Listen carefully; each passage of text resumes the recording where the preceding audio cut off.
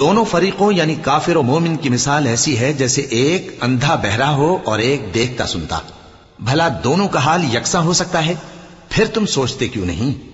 اور ہم نے نوح کو ان کی قوم کی طرف بھیجا تو انہوں نے ان سے کہا کہ میں تم کو کھول کھول کر ڈر سنانے اور یہ پیغام پہنچانے آیا ہوں کہ اللہ کے سوا کسی کی عبادت نہ کرو، مجھے تمہاری نسبت دردناک عذاب کا خوف ہے. تو ان کی قوم کے سردار جو کافر تھے کہنے لگے کہ ہم تم کو اپنے ہی جیسا ایک آدمی دیکھتے ہیں اور یہ بھی دیکھتے ہیں کہ تمہارے پیراؤ وہی لوگ ہوئے ہیں جو ہم میں ادنا درجے کے ہیں، اور وہ بھی سطحی رائے سے، اور ہم تم میں اپنے اوپر کسی طرح کی فضیلت نہیں دیکھتے بلکہ تمہیں جھوٹا خیال کرتے ہیں. فرمایا کہ اے قوم دیکھو تو اگر میں اپنے پروردگار کی طرف سے دلیل روشن رکھتا ہوں